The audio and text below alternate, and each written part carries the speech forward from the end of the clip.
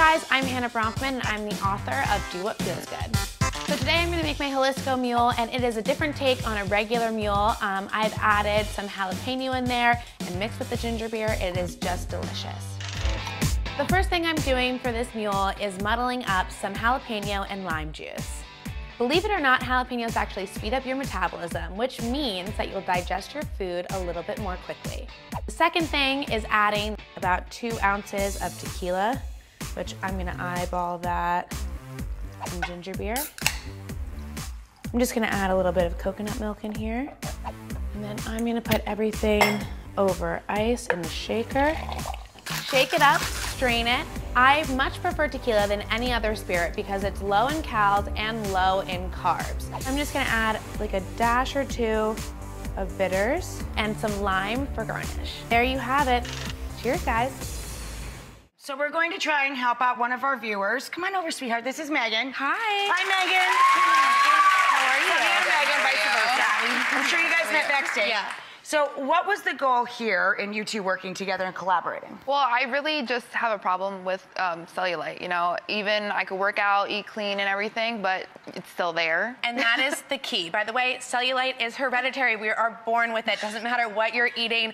But we all wanted to try and do something to reduce the appearance of. And there is a recipe in my book for a bath soak. So basically, the base is almond and jojoba oil, which are very nurturing and soothing for the skin. And then we've got grapefruit oil, which is really kind of the hero of this concoction, which is basically, it's an anti-bloating agent.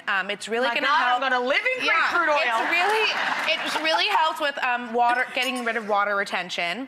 And then we're also gonna use fennel oil. Fennel oil is chock full of antioxidants, which is amazing. And then we're also gonna add in some lemon oil, which is fully replenishing and nurturing for your skin. This smells like an actual recipe. It smells beautiful. You're gonna add all of these in here, and then what you're gonna do is put the whole thing into a dropper bottle, and you're only gonna use about 20 drops of this into a bath mixed with Epsom salt. So you're gonna soak in that bath for about 20 to 30 minutes, and once you make the concoction, this is gonna last you for at least about 20 baths. Wow. So that's great. And something it's a whole lot of soaking you're gonna be doing, so clear your schedule. Well, you know, soaking is also a great time to either read a book, catch up on emails. And Epsom salt will help with the detoxing too? Absolutely. Yeah. And you want to sweat out all of that stuff that we are preparing your body to sweat out, because before you're going to get in the bath, you're going to dry brush. And this is really going to help with the circulation. It's going to help move that lymph, and it's going to help detox. So this is what you're going to do to prepare yourself and your body before you get in the bath to get all of the good stuff that's coming from this concoction. So I'm just going to show you how to dry brush. Do you mind? Okay.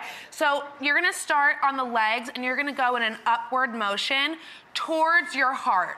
And you're gonna do this with a brush that has natural fibers and something that's not too rough, because it obviously can hurt to dry brush your skin. And you don't want to damage your skin. It's an organ. It's a living, breathing organ. So you can do this on your legs, and then you can even do it on your arms, everything going to the heart.